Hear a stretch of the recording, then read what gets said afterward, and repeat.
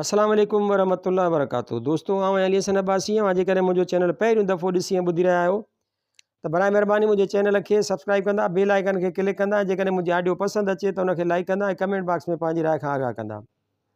किताब जो नालो आहे सुण सन यो उनसी। मौज़ू इंटरव्यूज़ मुरतब निसार शाहीन।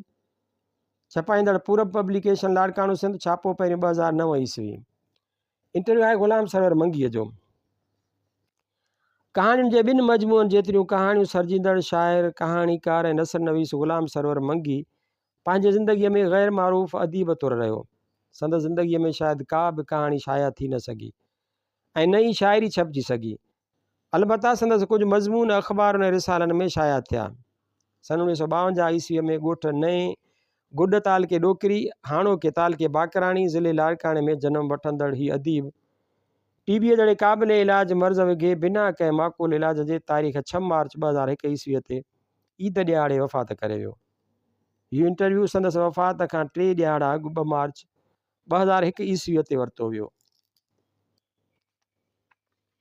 हू तन ॾींहंनि में टीबीअ जे मर्ज़ में मुब्तला मौत ऐं हयात जी कशमकश में बिस्तरे मर्ग ते पसाह खणी रहियो हो। हिन पंहिंजे हिकु अज़ीज़ क़ुर्बान मंगीअ ज़रिए नियापो कयो हो त आउं साणसि इंटरव्यू करियां। जेतोणीकि माहवार पूरब जी इशाअत कनि सबबनि करे रेगुलर कान रही हुई, अलबत्ता खेसि नाउमीद करणु मूं लाइ मुमकिन बि कोन हो। जॾहिं आउं साणसि इंटरव्यू करण लाइ ॻोठ नए गुड पहुतुसि त हू पंहिंजे घर ॿाहिरां घर सां लाॻापियल हिकु कमरे वारी जाइ में जंहिंजे चौधारी लोढ़ो ॾिनल हो खट ते लेटल हो। घर ॿाहिरां ई हिकु कमरे वारी जाइ संदसि उताक बि हुई त स्कूल बि, जिते हू ॻोठ जे ॿारनि ऐं नौजवाननि खे पढ़ाईंदो हो। ॻोठ जे नौजवाननि में जागरता पैदा करण लाइ हिन मोहम्मद ज़मान लवारीअ वारे जे नाले सां मनसूब डिबेटिंग सर्किल बि क़ाइमु कई हुई, जंहिं तहत तक़रीरी मुक़ाबिला कराया वेंदा हुआ। उहो हिकु सुञाण अदीब ऐं देश जो दर्द रखंदड़ सदा मुतहरिक माण्हू हो। अफ़सोस त समाजी रवैया साणसि उन ई हद ताईं तकलीफ़ ॾींदड़ रहिया जो घर हूंदे ऐं दोस्तनि जी घणाईअ हूंदे बि बेयारो मददगार टीबीअ जहिड़े मुज़ी मर्ज़ विघे बग़ैर कंहिं मुनासिब ऐं माक़ूल इलाज जे ज़िंदगीअ जी आस खां सवाइ बेवसी ऐं लाचारीअ में ज़िंदगीअ जा बाक़ी ॾींहं ॻणे रहियो। इंटरव्यू वठंदड़ निसार शाहीन। सवाल: सरवर पहिरियां ई त असांखे पंहिंजे बारे में कुझु ॿुधायो, ज़ाती ज़िंदगीअ मुतलिक़ कुझु असांखे ॼाण ॾियो। ग़ुलाम सरवर: मां ॾोकिरी तालुके जे नंढड़े ॻोठ नए गुड में सन 1952 ईस्वीअ में ॼाउसि। असां अबड ॾाॾनि खां वठी हिन ॻोठ सां वाबस्ता आहियूं। मूं पंहिंजी प्राइमरी तालीम बि हिते हासिलु कई ऐं पोइ ज़िंदगीअ जो सफ़र शुरू थिए थो।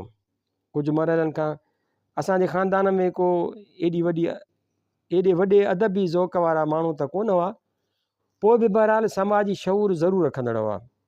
समाजी तौर ते उथी वेठी जा घणो पाबंद हुआ। उनखां पोइ कुझु वक़्तु तालीम छॾे ॾिनी ऐं रोज़गार जा ज़रिया माइटनि मुताबिक़ त रोज़गार ॻोल्हियो ऐं उन्हनि ज़रियनि सां तव्हां लॻी वञो। त मूं हजामत सिखी ऐं उन किर्त सां लॻी वियुसि।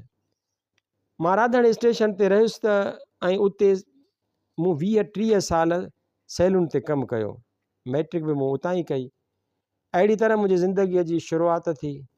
पोइ त समाजी तौरु माण्हूअ जा लॻ लगापा ऐं तालुकात वधनि था। अहिड़ी तरह ज़िंदगीअ जे सफ़र में हिकिड़ा मोड़ अचनि जिन खां पाण बचाइण जे अॻिते वधण जी माण्हू कोशिशि थो करे।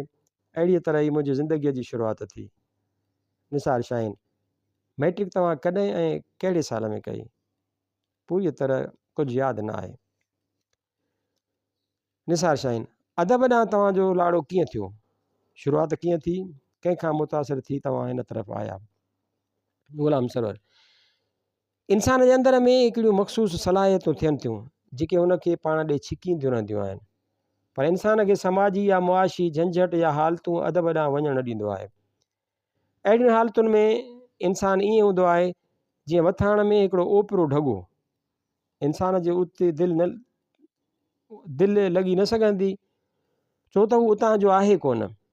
अहिड़ी तरह मुंहिंजो अदब ॾांहुं मुंहिंजे अंदर वारे अदब ॾांहुं पे छिकियो त अदब में कुझु कजे। मुंहिंजो वास्तो अदबी माण्हुनि सां थियो, अदबी किताब पढ़िया। हाणे जॾहिं हिकिड़े माण्हूअ जो बुनियादी तौरु लाड़ो ई हिकिड़े पासे आहे त लाज़मी तौर तांघ बि ओॾां जी कंदो, उन खे ॻोल्हींदो। अहिड़ीअ तरह मूं बि उन्हनि खे ॻोल्हियो, उन्हनि खां लिटरेचर वरितो ऐं पढ़ियुमि, घणो लिखियुमि तमामु घटि। बहितर बि आहे त ॿुधिजे तमामु घणो, मुतालियो घणो कजे, मुशाहिदो घणो कजे, लिखिजे थोरो, उहो चङो थो थिए। मुंहिंजे ख़्याल में अदब ज़िंदगीअ खे सम्झण जो सदर दरवाज़ो आहे। मुआशियात छा आहे, समाजियात छा आहे, इमरानियात छा आहे, डेमोक्रेसी छा आहे, उन में डेमोक्रेटिक तरीक़ेकार कीअं था थियनि, माण्हू माण्हूअ खे छो थो मारे, हिक ॿिए जा असां दुश्मन छो था बणिजूं, इहे नफ़रतूं छो थियूं पैदा थियनि, उन्हनि सभिनी ॻाल्हियुनि जो जवाबु असांखे अदब मां मिलंदो। निसार शाहीन। त ईअं चइजे त किताबनि खां मुतासिर थी तव्हां हिन तरफ़ आया। ग़ुलाम सरवर, मूं चयो न त मां मुतासिर थी न, पर बुनियादी तौरु अदब जो माण्हू हुउसि, उन करे अदब तरफ़ आयुसि। निसार शाहीन। अदब में या ख़ासि तौरु लिखण लाइ कंहिंजे लिखण जो उत्साह ॾिनो हुजे? ग़ुलाम सरवर, को हिकु न आहे, काफ़ी आहिनि। उन्हनि में अमर जलील, आगा सलीम आहे, ऐं जमाल अबड़ो या तारिक अशरफ आहे। शाइरीअ में शाह साईं खां त शुरूआति थिए थी। बाक़ी शाइरनि में मीर मोहम्मद पीरज़ादो, ताजल बेवस ऐं उस्ताद बुखारीअ जी शाइरीअ मुतासिर कयो। निसार शाहीन, तव्हां लिखण जी शुरूआति नसर सां कई या नज़म सां कई हुई? ग़ुलाम सरवर, लिखण जी शुरूआति मूं नज़म सां कई। निसार शाहीन, पाबंद शाइरी? ग़ुलाम सरवर, हा, पाबंद नज़म। निसार शाहीन, नसर में पहिरियां ई कहाणी लिखी या? ग़ुलाम सरवर, नसर में मूं पहिरियां ई मज़मून लिखिया, सुठा मज़मून लिखिया। अख़बारुनि वारा ख़त लिखंदा हुआ त तव्हांजा मज़मून वरी कोन था अचनि, छो? एतिरा उन्हनि खे पसंदि ईंदा हुआ।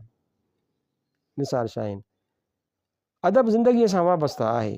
जीअं तव्हां चयो त अदब ज़िंदगीअ खे सम्झण जो सदर दरवाज़ो आहे, त ज़िंदगीअ जा मुख़्तलिफ़ रंग ऐं रूप आहिनि। तव्हां कहिड़नि रंगनि खां मुतासिर थिया? ग़ुलाम सरवर, तव्हां शुरूअ खां ॾिसो त जॾहिं खां इंसान इर्तिका जे ॾाके ते क़दम रखियो आहे त अदब ख़ासि करे मज़ाहिमती अदब जी उतां खां शुरूआति थी आहे। अदब जी शुरूआति त हाणे कान थी आहे। निसार शाहीन, मज़ाहिमत त तॾहिं थी थिए जॾहिं समाजी नाइंसाफ़ियुनि जी शुरूआति थिए थी, यानी उहो समाजी नाइंसाफ़ियुनि जो रद्द अमल आहे। ज़िंदगीअ जा ॿिया बि त रंग आहिनि न। इश्क जे बारे में तव्हांजो तसवुरु छा आहे? ग़ुलाम सरवर, ॾिसो न, नाइंसाफ़ियूं दुनिया मां ख़तमु थी वञनि त इश्क त आहे ई आहे न। दुनिया में प्यार ई प्यार आहे न। बराबरी हुजे, महरूमीअ जो अहसास ई न हुजे त प्यारु वधंदो। उहो ई अदब जो रस्तो आहे। ॾसु ॾिए थो अदब उन जो। निसार शाहीन, दुनिया में हुस्न ऐं सूंहं जा मुख़्तलिफ़ पैमाना ऐं मयार आहिनि। हूअं उन जी का वसफ़त आहे ई कोन, पर मुख़्तलिफ़ जायुनि ते मुख़्तलिफ़ माण्हुनि वटि मुख़्तलिफ़ तसवुर आहिनि हुस्न ऐं सूंहं जा। तव्हां उन्हनि खे कीअं था ॾिसो? ग़ुलाम सरवर, हुस्न ऐं सूंहं जो मयार ख़ुदि इंसान ई मुक़ररु थो करे।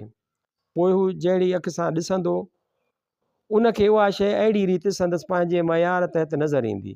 गुल खे कहिड़ी ख़बर त हू केतिरो ख़ूबसूरत आहे? संदसि ख़ूबसूरतीअ जो मयार त ख़ुदि असांजो पैदा कयल आहे न। उन जी तशबीह महबूब जे चपनि सां बि त असां ई ॾियूं था न।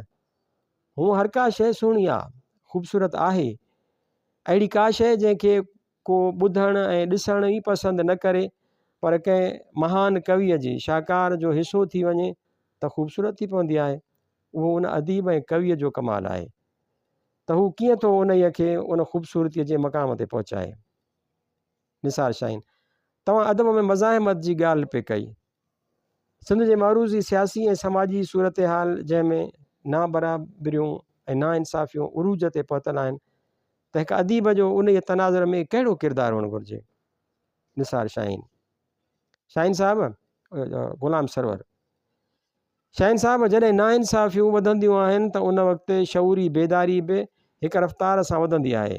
शऊर बेदार थींदो त ॿिए पासे क़ाबिज़ या इस्तिसाली क़ुवतूं बि पंहिंजो तरीक़ेकार तब्दील कंदियूं आहिनि। उहा सम्झ ई न पवंदी आहे त नाइंसाफ़ी पई थिए, उहे क़ुवतूं नाइंसाफ़ीअ खे अहिड़ीअ तरह त लिकाए वेंदियूं आहिनि जो शऊर बि धुंधलो थी वेंदो आहे ऐं नाइंसाफ़ियूं नज़र न ईंदियूं आहिनि। उन वक़्तु ख़बरदारीअ सां असांजे अदीब ऐं दानिश्वर खे सोचणु खपे त किथे असांजे शऊर ते परदो त नथो अचे, लाॻीतो खंघि ऐं उबसाई। सो दुनिया में हाणे बि वॾियूं नाइंसाफ़ियूं थियनि पियूं। केतिरनि ई क़िस्मनि जूं नाइंसाफ़ियूं आहिनि, इनफ़रादी, इज्तिमाही हवाले सां, क़ौमी हवाले सां, मुख़्तलिफ़ हवालनि सां नाइंसाफ़ियूं थींदियूं रहनि थियूं। उन हवाले सां लिखणु खपे, उन्हनि ते बि नज़र हुअणु घुरिजे, पर तमामु घटि थो लिखियो वञे। असांजी नज़र वॾेरे खां अॻिते वञे ई कान थी। नाइंसाफ़ियुनि जे उन्हनि मिलणी हवालनि सां लिखणु खपे, उन्हनि जी निशानदही थियणु खपे। निसार शाहीन, तव्हां जॾहिं क़ौमी हवाले सां नाइंसाफ़ियुनि जी ॻाल्हि करियो था त उहा का लिकियल ॻाल्हि बि कान्हे त सिंध हिन मुल्क में मुसलसल नाइंसाफ़ियुनि जे भर चढ़ियल आहे। त मूं बि उन हवाले सां पुछणु पियो चाहियो त हिकु सुञाण सिंधी अदीब जो अहिड़ियुनि हालतुनि में कहिड़ो किरदारु हुअणु घुरिजे। ग़ुलाम सरवर, सिंधी अदीब खे हर हालत में सच जो साथ ॾियणु घुरिजे। निसार शाहीन, असांजे अदीबनि में अदब बराए अदब ऐं अदब बराए ज़िंदगी बहस जो मौज़ू बणियलु आहे। तव्हां छा था चओ। ग़ुलाम सरवर, अॻे उहा बी न पई वॼंदी हुई त अदब बराए अदब आहे, अदब खे संदसि फ़न जे हवाले सां ॾिसणु घुरिजे, सो उहो गुज़री वियल बहस आहे। अॼुकल्ह अदब ज़िंदगीअ लाइ आहे, अदब अदब लाइ आहे कोन। अदब बराए ज़िंदगी आहे त उहो ई अदब आहे। निसार शाहीन, अदीब जो किरदारु उन जे लिखणीअ जी केतिरे क़दुरु मुताबिक़त हुअणु घुरिजे। ग़ुलाम सरवर, अदीब जे किरदार ऐं लिखणीअ खे अलॻि अलॻि ॾिसणु घुरिजे। लिखणीअ जो मयारु आहे त उहा ॻाल्हि लिखणीअ जे मयार मुताबिक़ खणणु खपे, उन्हनि ॿिन्हिनि खे मिलाइणु न खपे। जेकॾहिं अॻिते हली अदीब जे किरदार में फेरो अचे थो त उहो उन जो ज़ाती मसइलो आहे। लिखणीअ खे उन जे किरदार ते न पर लिखणीअ जे मयार मुताबिक़ परखणु खपे। निसार शाहीन, तव्हां सिंधीअ में ई लिखियो आहे या उर्दूअ में बि लिखण जी कोशिशि कई आहे। ग़ुलाम सरवर, मूं फ़क़ति सिंधीअ में ई लिखियो आहे। हा, अलबत्ता हिकिड़ो ई बैत अंग्रेज़ीअ में लिखियो आहे। निसार शाहीन, कहाणियूं तव्हां घणियूं लिखियूं आहिनि, कॾहिं ड्रामा वग़ैरह लिखण जी कोशिशि कई। ग़ुलाम सरवर, ड्रामनि तरफ़ रुझान त घणो हुयो, पर जॾहिं मूं हिते हिन ॻोठ में तालीम ऐं समाजी कमनि जी शुरूआति कई त मूंखे वक़्तु ई न मिलियो त मां लिखी सघां। उन करे त मूं कहाणियूं बि घटि लिखियूं ऐं फ़क़ति 2 ड्रामा लिखी सघियुसि। निसार शाहीन, ड्रामा उहे टीवीअ लाइ, रेडियो या स्टेज लाइ हुया। ग़ुलाम सरवर, मूं टीवीअ लाइ उहे लिखिया हुआ। निसार शाहीन, तव्हां हींअर समाजी सरगर्मियुनि जी ॻाल्हि पिए कई त उहे कहिड़े क़िस्म जूं समाजी सरगर्मियूं हुयूं।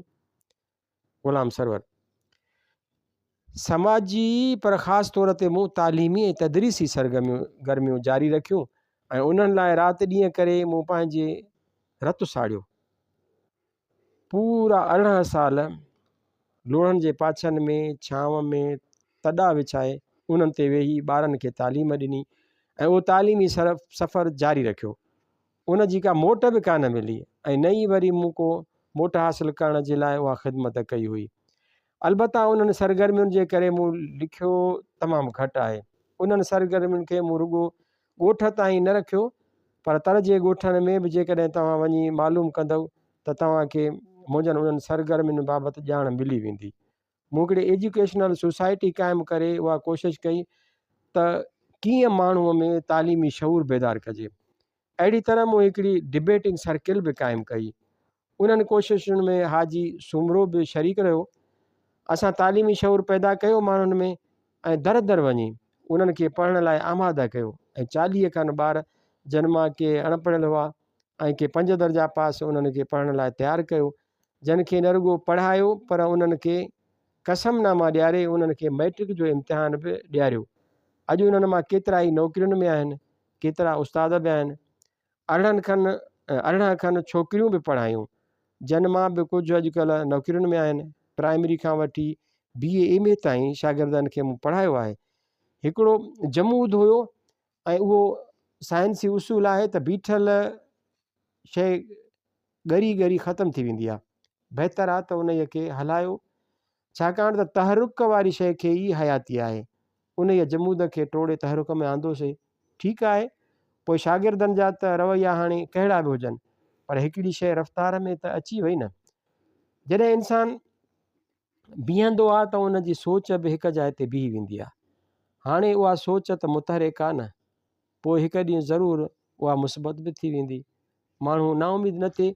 हिन वक़्तु तहरुक त आहे न, उन करे मां सम्झां थो ऐं चवां थो त मां पंहिंजे मक़सद में कामयाबु आहियां। निसार शाहीन, तव्हां ॿियनि ॿोलियुनि जे अदब जो मुतालियो कयो आहे? जेकॾहिं कयो आहे त ॿुधायो त सिंधी अदब जी तरक़ी याफ़्ता ॿोलियुनि जे अदब सां भेट करे सघिजे थी? ग़ुलाम सरवर, छो त मुंहनि जो दड़ो जो अज़ीम आहे त असां पाण खे अज़ीम हुअण वारे घमंड मां कढी न सघिया आहियूं। पर जेकॾहिं मूंखां राय था पुछो सिंधी अदब जे बारे में त असां तमामु घणो पोइते आहियूं। मां त चवां थो त असां उन्हनि खां हिकु सदी पोइते आहियूं। ही तेज़ीअ सां तब्दील थींदड़ दुनिया आहे। हिकिड़ियूं फितरी तौरु तब्दीलियूं ईंदियूं आहिनि, ॿियूं हथरादू तरीक़े सां आणिबियूं आहिनि। हिन वक़्तु ॿिन्ही तरीक़नि सां तब्दीलियूं अचनि पियूं। दुनिया किथां जो किथे वञी पहुती आहे। असां उते ई बीठा आहियूं। असांखे बि पंहिंजा मयार मटाइणा पवंदा, असांखे पंहिंजा तरीक़ेकार मटाइणा पवंदा, असांखे पंहिंजा रवैया तब्दील करणा पवंदा। अज़ीम ख़ान करण सां असां अज़ीम कोन थी वेंदासीं। पोइ त असां सेहणे कछूअ वारो ई कार थींदी। न्यू मिलेनियम त हाणे दुनिया वारनि अलाए किथे वञी मल्हाई ऐं असां वरी बि वञी मुंहनि जे दड़े ते मल्हाईसूं, बैलगाॾीअ ते मल्हाईसूं। उहा का अफ़सोसनाक ॻाल्हि न आहे त असां त अञा उते ई बीठा आहियूं। उतां अॻिते त असां विख ई न खई आहे। मतां तव्हांखे का हसरत हुजे त हाणे उहो सभु छॾिणो पवंदो। दुनिया जो अदब ॾिसो, दुनिया जूं ॿोलियूं ॾिसो, उन्हनि में केॾियूं न तब्दीलियूं पियूं अचनि। असां बि जेसीं ताईं अहिड़ी तरह ई पंहिंजी ॿोली, पंहिंजे अदब, पंहिंजे कल्चर ऐं कल्चर में तब्दीलियूं न आंदियूं, आसानियूं पैदा न कयूं त असां अॻिते वधी न सघंदासीं। मुंहिंजो ख़्यालु आहे त उन्हनि तक़ाज़ाउनि खे साम्हूं रखी असांखे हाणे पंहिंजी रफ़्तार वधाइणी पवंदी, पंहिंजनि रवैयनि खे तब्दील करणो पवंदो। खंघि ऐं उभसाईअ जो दौरो ऐं उन जे सबबु ही इंटरव्यू अधूरो छॾिणो पियो, जेको मुकमिल थी न सघियो।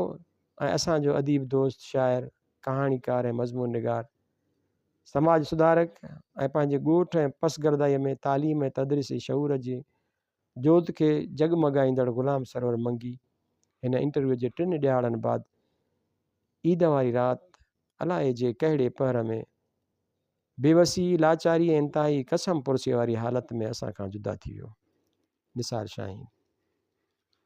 अस्सलाम वालेकुम वरहमतुल्लाहि वबरकातुहू।